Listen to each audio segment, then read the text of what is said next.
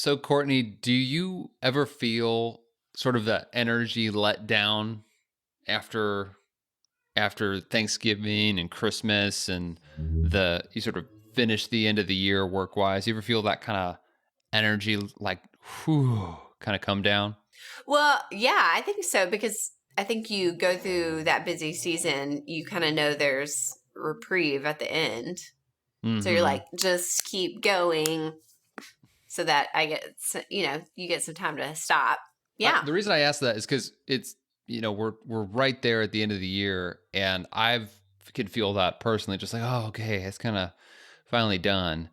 And there's one thing that's really important to do that I think we can overlook because it's the craziness of the holidays. It's just we feel like we've invested all the time we can invest in terms of getting work or personal stuff done.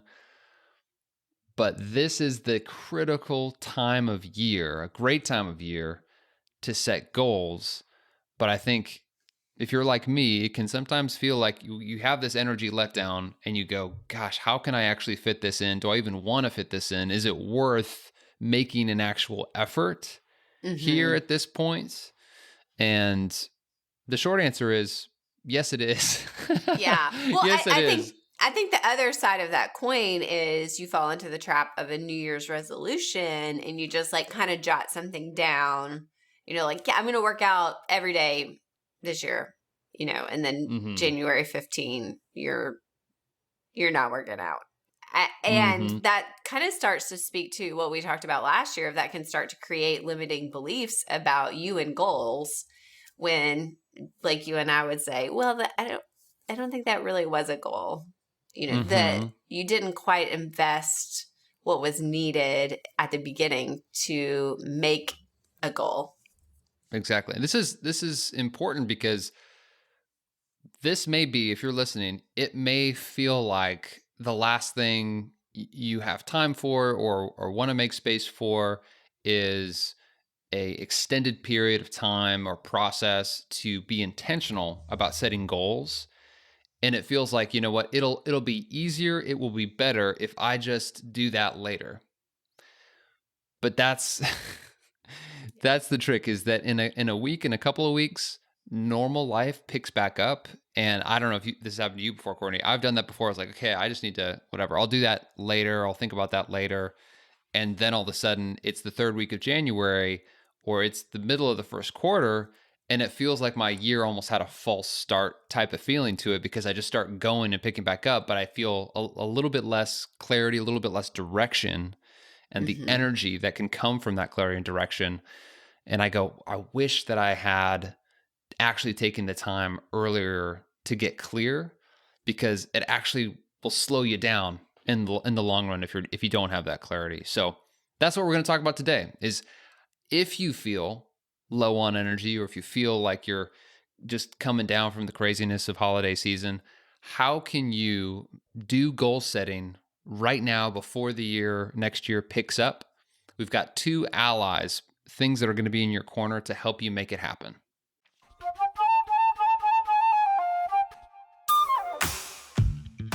Welcome to another episode of Focus on This, the most productive podcast on the internet, so you can banish distractions, get the right stuff done, and finally start loving Mondays. I'm Courtney Baker, here with Blake Stratton. Happy Monday, Blake. Happy Monday, Courtney. It's good to be here with you. This is one of my favorite times of the year, personally, as we get to thinking about the next year, doing a little bit of goal setting, but it can be a little overwhelming for some. So, how can we make the space to actually set goals and not, as you say, just sort of riff on, shooting from the hip, a New Year's resolution? Okay, so the first tool that you can leverage is your calendar. We talk about this all the time when it comes to your productivity, anyways, but it's certainly true here. A lot of times when it comes to your goals, what gets scheduled gets done. So carving out the time on your calendar to dive in, to reflect, and to hope. for 2023 is so important.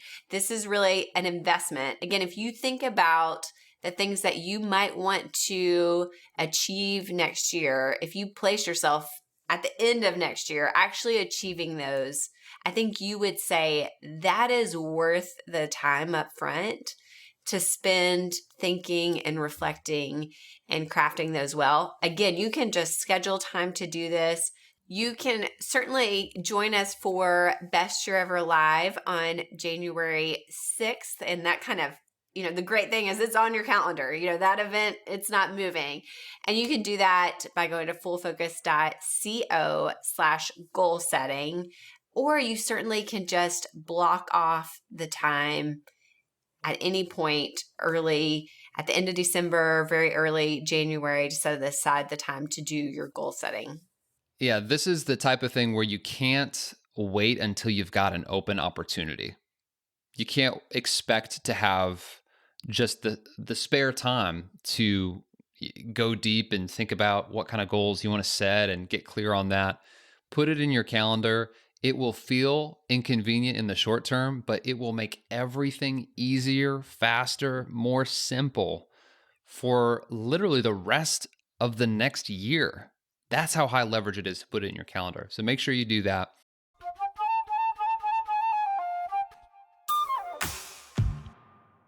The second tool you can leverage isn't so much a tool as it is people. The next thing I want to mention here outside of your calendar that can help is community. Maybe you've experienced this when it's completely up to you to get the energy to ramp back up after the holidays, or to get the energy to do something that's out of the ordinary. You're not in the habit of just taking half a day or a whole day to work on setting your goals. Employing the help of others that have a common goal, no pun intended, to do that is so valuable. And it's valuable really for two reasons. One, it creates accountability. And to me, it's the best kind of accountability, or at least one of my favorite kinds of accountability, because it's not about you performing and then if you don't, you get a slap on the wrist type of thing. It's actually that when you set goals with others, they're moving in the same direction. I remember the first time I did this was actually my first year, Courtney, working with Full Focus. I'd never done a goal setting time when there's other people around me doing that as well. Mm-hmm. And you know what happened is it went a lot faster. It went a lot Mm-hmm. faster because I wasn't alone. I was less likely to get distracted. I was less likely to riff on something, or to let discouragement sort of cause me to spin out and do something else. Just being around other people who are doing it creates this natural accountability. And second, it's also encouraging. You feed off the energy of other people. You can share what you're thinking with someone. And a lot of times, setting a goal, it ought to be risky. It ought to be vulnerable. It ought to feel like I'm not so sure I could do this. Man, it is helpful to have somebody else there to talk to or to share with, to affirm what's possible for you, because if not, you are prone to dial back your own ambitions for fear of failure, or some other reason. So it creates Yeah. accountability, it creates some encouragement, and you have that connection with other people that can really drive you in a positive direction, so that this investment that we're talking about of taking time to set goals is easier, faster, and more fun. I also think if you're someone that struggles with certain life domains, maybe there's certain areas that you're just like, I can't even think of a goal there. You're just not inclined to focus on it. That's an area where other people can give you ideas, or you hear the goals that they're crafting. I can't tell you how many times this has happened that I've been like, ooh, that is so good. And I am stealing that. So yeah, I think this is such a great tool to have in your toolbox. And not to plug Best Year Ever again, but that's why I love going through that material with other people. I say all the time, I don't know how people even use the Full Focus Planner without going through our Full Focus goal setting course or coming to Best Year Ever Live, because the discipline, the time, the intentionality of going through those steps, it just, again, it pays off all year long.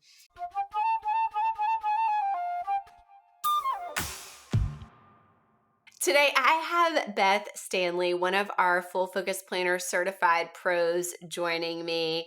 Beth, it's so great to have you. Will you just share a little bit about who you are and how you got started using the Full Focus Planner? Sure. Thank you so much. It is, well, first of all, I will say it's near and dear to my heart. The planner is for a big reason because I got it, I got on the system as a result of losing my mentor. So I'll share that piece with you. It's so meaningful. It's her way, I think, of continuing to influence my life. Well, first and foremost, Beth Stanley, certified full focus planner pro and CEO of Trainertainment. We're a coaching and a training company working in sales, service, and leadership across the hospitality industries, and author of People Buy From People: How to Connect Personally in an Impersonal World. You can find it on Amazon or on our Trainertainment website. I joined an organization called Vistage about 2008, have always been an enthusiastic goal setter and planner. I've been in sales all my life. For years, used a Franklin Covey planner. And I think at 14, I told my mom I have to have a date book because I've got to keep things straight. It's so funny because I mentioned Vistage because Nancy Starr was my Vistage chair, and we moved on and had our own CEO group for years. And she coaches me now. One of the ladies in the group, Linda, said, "Oh, listen, I found this system, and we do daily planning and work on your top three and then weekly review." And like she was telling me all this stuff. And she reminds me that my comment was, "Oh, good Lord, I couldn't do that. That sounds terrible." She says that's a story, and I'm not sure I believe it, but um, I think she tried to introduce our group in about 2018. So Nancy had ordered all of it. She had all the books and she had all the stuff. Well, apparently Nancy had ordered all of it. She always got all in no matter what she did. And we lost her to cancer in August of 2019. And as we were there at the home helping her sister, um, go through things, I find this box. I think I could write this story better than I could tell it. Sorry. Whew. And anyway, I was like, "Hey, Judy, can I have that stuff?" And so I started using the planner straight up, and I think, like, in certification, one of the things we talk about is use the weekly pages, do that piece. And certainly just intuitively, that's kind of what I started doing. And the prioritization of I must get these three things done today, no matter what, on a list that's got 20 things, it gave me such a sense of accomplishment that I had prioritized the three most important things. And then I think the thing that really turned me on and I used just faithfully was a weekly review and the preview. And that piece began to really, really make a difference. And of course I was using the whole planner, but it took me, I bet it took me 4 quarters to see the value of the rolling weeks, right? I didn't even understand what that was for. And then once I did get it, it was so incredible because from a linear point of view, I could see I can't do that. If I'm going to do that, I'm not going to be able to do this. And so that whole concept of being able to prioritize what makes sense comes into full focus. I don't use the calendar per se because I'm a Mhm. Gmail, Google Calendar. Like I have to run my life on dates, right, and appointments because something on that task list is merely something to get done. I've got to schedule an appointment with myself. But this piece, this piece helps keep all those priorities front and center. Mhm. I'll tell you, I haven't gotten that life plan completely done yet, and my life changed so much. 2020 changed everyone, I think, and we all have learned things we couldn't have learned without it. My husband passed away in 21, and so that life plan piece is almost more important today than Mm. before. Because my life got flipped upside down on its head. Linda, who I referred to as my coach now, she busted my chops pretty good in at the Q2 planning session because one of the things I had not gotten done was to finish my certification. And she said, "You mean to tell me that your priority and your goal was to finish your full focus certification by the end of the first quarter, and you didn't get it done?" And I didn't, but I did get it done finally by about mid-April, and I love it, and it makes all the difference in the world to prioritize. I think that's what it's about is this priority. Yeah, Well, first, I'm sorry for your loss, and what a beautiful story of getting to pick that up and yeah, their passion, you getting to kind of experience that for yourself and how much that has come to mean to you now. I think one thing that I heard you say kind of over and over again was that the planner is really, in some ways, grown with you and been the thing that you've needed at different points and different yeah, tools within it at different points.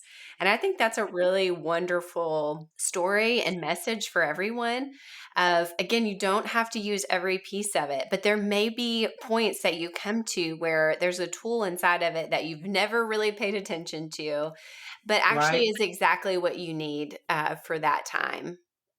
Well, and I think for everybody listening, I think there's so many times that you might be sharing like, hey, this tool has really impacted my life. Like, I think it would be a great tool that sometimes their initial response is what we would call limiting belief. They out of the gate are like, Yes, I yeah, couldn't do that. That feels like too much. Beth, that's kind right. of what your story was.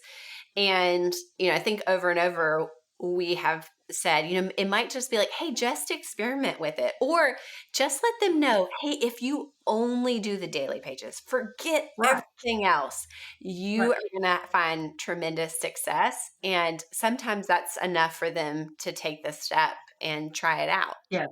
I have my quarters up here behind me and, uh, I can I can look through the progression Hmm. and see, "Oh, I didn't even know what to do with that," all the way to through certification because I absolutely learned so much through certification, and it upped my game Yeah.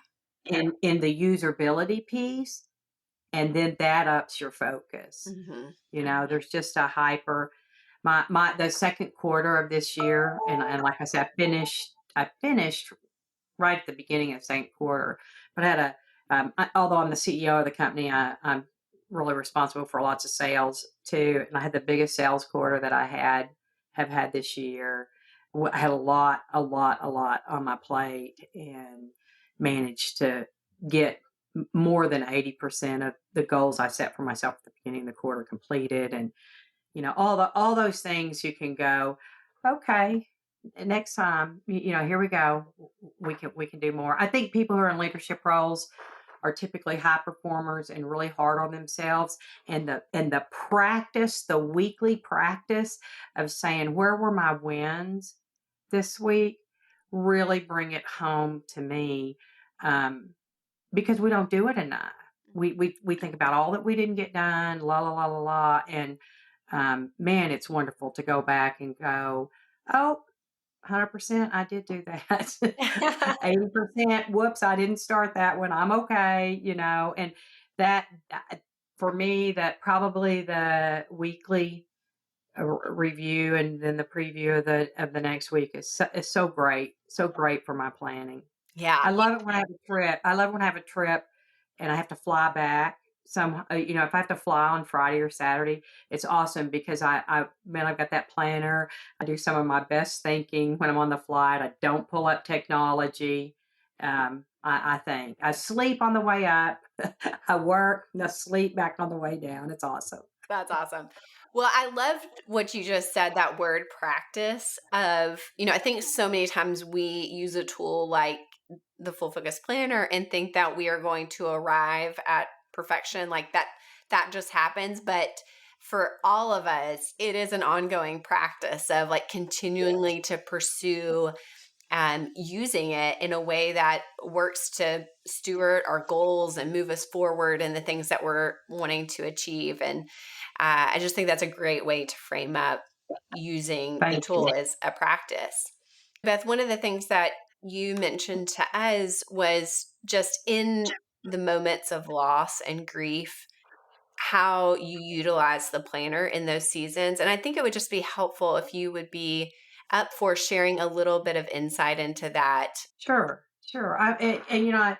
It's a great question, and I think it's at a great time because I think our world has really gone through some griefful. I mean, 2020 brought us all things we couldn't have known, and my husband actually passed away of COVID, and so I have that. I have that griefful experience, and one of the best things that I do for myself is to write and to journal. And during that time, I certainly was not planning to do anything except get through the day. Right? He got sick and was hospitalized like on January 25th and passed away on February the 24th. And you know, as numb as I was, the habit, because I've been using the planner from 2019 forward. So how many quarters is that? The habit and the cadence, which is a great word, isn't it? I grabbed it. I grabbed my planner most mornings, and there wasn't much to do. I couldn't go to the hospital; they wouldn't let me in there at that time. But I could write. I could journal. Sorry. I could journal about it, and what's been interesting post is I can go back. It's not like that 8 or 10 weeks of my life are absent. And I don't have things on every day's page or anything like that, but I have a lot of gratefulness stuff. Um, I think anybody that's had that kind of loss knows there's a real thing. I think they call it widow's fog or whatever, but there's a real thing that you just can't remember anything. And I wrote everything down, and um, and it was so helpful because I would get 15 weeks, 18 weeks later, and not know, and I could go back to my full focus planner and get to the right day, and there it was. And so, um, yeah, I hope that answers your question. Yeah. Well, Beth, thank you so much for sharing your story with us. I mean, it's truly a gift when someone is vulnerable and shares.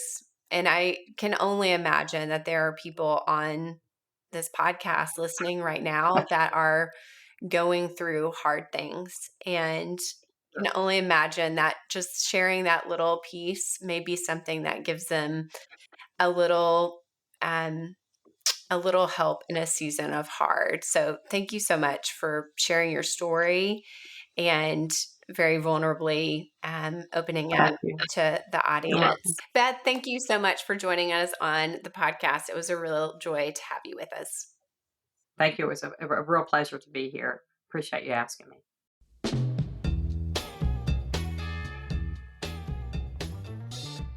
So today's tip to level up your focus is to schedule time on your calendar to walk through your goal setting process. And bonus points if you can do this with a group of like-minded friends. And if you want to join us for Best Year Ever Live on January 6th, make sure that you get your ticket at fullfocus.co/goal setting. And when you do that, you'll also get access to our Full Focus Goal Setting course. I hope to see you there. It's going to be a great day. Thank you for joining us on Focus on This. This is the most productive podcast on the internet, so share it with your friends. And don't forget to join us over in the Full Focus Planner community on Facebook. We'll be back next Monday with another great episode. Until then, stay focused. Focused. Perfect.